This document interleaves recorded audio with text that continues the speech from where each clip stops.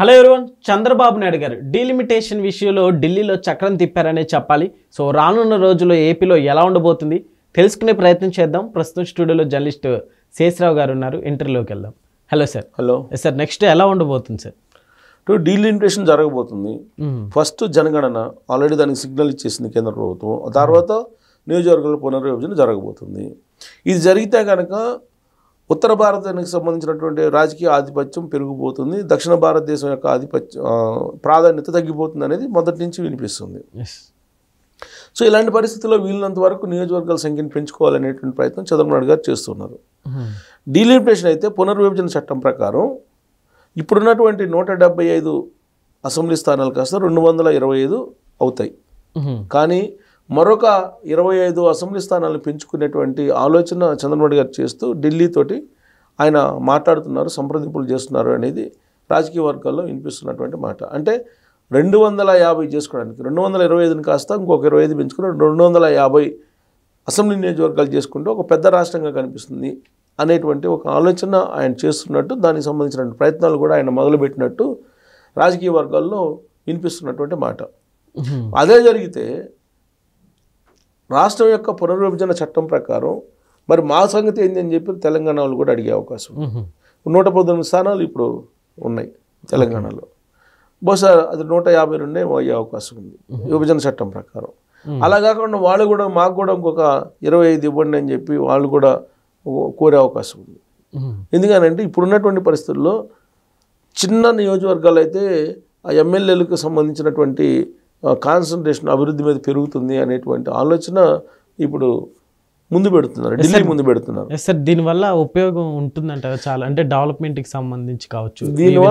దీనివల్ల ఉపయోగం ఏమో కానీ ప్రజల మీద భారం అయితే పడింది.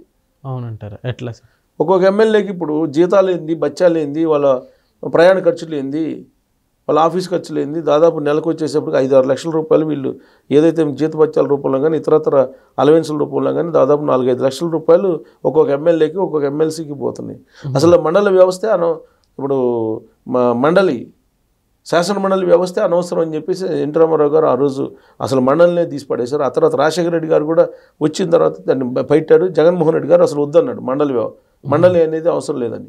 అదే రాజకీయ పునరావేశ కేంద్రంగా మారింది. దానివల్ల ఉపయోగం ఏమీ లేదు అసలు. ఒకప్పుడు దాని వాల్యూ ఉండేది, మండలి యొక్క వాల్యూ, శాసన మండలి యొక్క వాల్యూ ఉండేది. కానీ ఇవాళ శాసన మండలికి వాల్యూ లేదు. వాల్యూ లేనప్పుడు వీళ్ళందరికీ లక్షల జీతాలు ఎందుకు ఇవ్వాలి అసలు? ఇప్పుడున్నటువంటి ఎమ్మెల్యేలే పెద్ద భారంగా మారారు.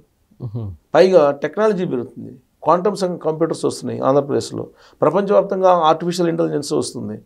మొత్తం ప్రపంచమే కుగ్రామంగా మారిపోతున్నటువంటి తరుణంలో ఇంతమంది ఎమ్మెల్యేలు అవసరం ఏంది అసలు? ఇంతమంది ఎమ్మెల్యేలు అవసరం లేదు, ఇంతమంది ఎంపీలు కూడా అవసరం లేదు. కానీ ఎమ్మెల్యేలు ఎంపీల సంఖ్యను పెంచుకొని యువతను ప్రోత్సహించాలి, రాజకీయాల వైపు ఆకర్షించాలి, కొత్త రక్తాన్ని రాజకీయాల్లో ఎక్కించాలి రాజకీయాలకు అనేటువంటి కాన్సెప్ట్ తోటి ఇప్పుడు ప్రయత్నాలు చేస్తూ ఉన్నారు. ఇప్పుడు బైఫర్కేషన్ చట్టంలో అయితే మాత్రం వీళ్ళకేమో తెలంగాణకేమో 152 ఏమో ఉన్నాయి అసెంబ్లీ నియోజకవర్గాలు, అలాగే ఆంధ్రప్రదేశ్కి అయితే 225 ఉన్నాయి. సో కాబట్టి ఇది ఇలా ఉంటే దాన్ని మరింత పెంచుకునేటువంటి ప్రయత్నం ఏదైతే చేస్తున్నారో దానికి బహుశా కేంద్ర ప్రభుత్వం అంగీకరించకపోవచ్చు అని చెప్పి తెలుస్తుంది. ఒకవేళ అంగీకరిస్తే కనుక ఆ సంఖ్యను పెంచాలంటే మళ్ళీ బైఫర్కేషన్ యాక్ట్ ఉండేటువంటి దాన్ని మార్చాలి. రాజ్యసభలో లోక్సభలో 2 చోట్ల మార్చాలి. 2 చోట్ల మారిస్తే కానీ అది సాధ్యం కాదు. ఈలోపు ఎవరైనా కోర్టుకు వెళ్ళారనుకోండి, ఇప్పుడు నేను చెప్పిన దాని ప్రకారం వీళ్ళు ఇప్పటికే వైట్ ఎలిఫెంట్ లాగా మారారు, మాకు ప్రజాసేవకులు అని చెప్పి ప్రజా దోపిడీదారులుగా మారారు, కాబట్టి మాకు ఎందుకు వీళ్ళందరూ ఇంతమంది ఎందుకు, మాకు అవసరం లేదని చెప్పి కోర్టుకు వేసే అవకాశాలు కూడా ఉన్నాయి. ప్రజా ప్రయోజన వ్యాజ్యాలు పడే అవకాశం ఉంది. సో అంత ఈజీ కాదు. బట్ చంద్రబాబు నాయుడు గారు ప్రయత్నం చేస్తున్నారనేది రాజకీయ వర్గాల్లో ఉన్నటువంటి చర్చ. కానీ బహుశా నాకు తెలిసినంత వరకు ఆయన కూడా ఎక్కడ ప్రయత్నం చేస్తున్నట్టు కనిపించట్లేదు. ఎందుకంటే ప్రయత్నం చేస్తే కనుక లెటర్ రాయటం ఏదో ఒకటి చేస్తారు. బట్ అఫీషియల్గా ఇప్పటివరకు అయితే ఆయన నియోజకవర్గాల సంఖ్యని 225 కాదు 250కి పెంచండి అని చెప్పి రాసినటువంటి దాఖలాలు అయితే లేవు. రాయరు కూడా, రాసే అవకాశం కూడా లేదనుకుంటున్నాను నేను. ఎందుకంటే చంద్రబాబు నాయుడు గారు ఇప్పటికే టెక్నాలజీ మీద కాన్సన్ట్రేషన్ చేశారు. ఆయన ఏమంటున్నారు, తక్కువ మందితోటి ఎక్కువ పరిపాలన అందించాలంటున్నారు. మినిమం ఇన్ఫ్రాస్ట్రక్చర్ తోటి మ్యాక్సిమం పరిపాలన అందించాలనే ప్రయత్నం చేస్తున్నారు. దాంట్లో భాగంగానే ఇప్పుడు వాట్సాప్ పరిపాలన తీసుకొచ్చారు కదా. ఈ వాట్సాప్ పరిపాలన కారణంగా నీకు దాదాపు కొన్ని వందల సేవలను పొందుతున్నారు. మరి ఇలాంటప్పుడు అధికారుల అవసరం ఏముంది, ఎమ్మెల్యేల అవసరం ఏముంది?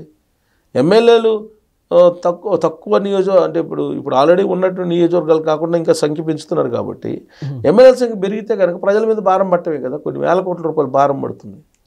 వాళ్ళ జీతభత్యాలు కానీ, వాళ్ళ తిండి కానీ, ఖర్చులు కానీ, వాళ్ళ ఫోన్లు కానీ, వాళ్ళ కార్లు కానీ, వాళ్ళ జీతాలు కానీ, ఇన్ని రకాలు ఉన్నప్పుడు కూడా మళ్ళీ వాళ్ళు దోపిడీదారులుగా మారుతున్నారు చాలామంది. మరి వాళ్ళ దోపిడీని ఇంకా పెంచుకునే అవకాశం ఉంది. కాబట్టి నాకు తెలిసినంత వరకు చంద్రబాబు గారు అయితే ఆ ప్రయత్నం చేయకపోవచ్చు, కానీ ఆయన ద్వారా కొంతమంది ఈ నియోజకవర్గాలను పెంచుకునే ప్రయత్నం చేస్తున్నారు అనేది కూడా వినిపిస్తుంది. ఫస్ట్ ఇప్పుడు జనగణన ఉంది. ఈ జనగణన అయిపోయిన తర్వాత 2027, 28 ఆ ప్రాంతాన మొత్తం నియోజకవర్గాల పునర్విభజన కూడా కంప్లీట్ అయిపోయిన తర్వాత జమిలీ ఎన్నికలకు వెళ్ళే అవకాశం ఉంది అనేటువంటిది కూడా వినిపిస్తుంది. సో అదే జరిగితే కనుక నియోజకవర్గ పునర్విభజనలో మాకు పెంచాలని చెప్పి అడుగుతున్నారు. బట్ ఎంపీల సంఖ్య మాత్రం గతం కంటే తగ్గిపోతుంది. కారణం ఏంటి, జనాభా ప్రాతిపదికన తీసుకుంటే కనుక కుటుంబ నియంత్రణ అనేది చాలా పకడ్బందీగా అమలు చేసింది దక్షిణ భారతదేశం. ఉత్తర భారతదేశం కుటుంబ నియంత్రణ అనేది లేదు. కాబట్టి జనాభా సంఖ్య పెరిగినటువంటి రేషియో తీసుకుంటే గత 10 సంవత్సరాలు 15 సంవత్సరాల నుంచి నీకు దక్షిణ భారతదేశం కంటే ఉత్తర భారతదేశంలో ఎక్కువగా పాపులేషన్ పెరిగింది, పాపులేషన్ రేట్ ఎక్కువగా ఉందని చెప్తే అర్థమవుతుంది. సో పాపులేషన్ ఎక్కువగా ఉందని కాబట్టి అక్కడ ఎంపీ స్థానాలు కూడా మరింత పెరిగే అవకాశం ఉంది. అది అంతిమంగా ఏంటి, ఉత్తర భారతదేశం యొక్క ఆధిపత్యానికి మొత్తం భారతదేశం బలి కావాల్సి వస్తుంది, ఆధిపత్యం కొనసాగబోతుంది. ఇప్పటికే ఉత్తర భారతదేశం యొక్క ఆధిపత్యం కొనసాగుతుంది. ఇప్పుడు బైఫర్కేషన్ చట్టం ప్రకారం దక్షిణ భారతదేశానికి తగ్గి ఉత్తర భారతదేశానికి పెరిగితే అది పర్మనెంట్గా ఉత్తర భారతదేశం ఆధీనంలోనే నీకు ఢిల్లీ పీఠం ఉండేటువంటి ప్రమాదం ఉంది. అందుకే దాన్ని వ్యతిరేకిస్తున్నారు చాలామంది. కానీ at the same time Chandrababu గారు కూటమిలో ఉన్నారు కాబట్టి ఇప్పుడు ఒక సలహా సూచన తీసుకునే అవకాశం ఉంది కేంద్ర ప్రభుత్వం ఆయన దగ్గర నుంచి. అది కనుక తీసుకుంటే కనుక చంద్రబాబు నాయుడు గారు బహుశా ఏదైనా చెప్పచ్చు సలహా, అంతే తప్ప మొత్తం మీద ప్రజల మీద భారం పడేటువంటి ప్రక్రియ ఇది. అంతే అంటారు. సో ఈ ప్రక్రియని కొనసాగించాల్సిన అవసరం లేదు అని చెప్పి చాలామందిలో ఉంది. కానీ బైఫర్కేషన్ చట్టంలో ఇచ్చారు కాబట్టి దాన్ని అమలు చేయాలి కాబట్టి అమలు చేస్తున్నాం అని చెప్పి తెలుగుదేశం పార్టీ వాళ్ళు చెప్పుకోవడానికి అవకాశం ఉంది. Okay sir, thank you.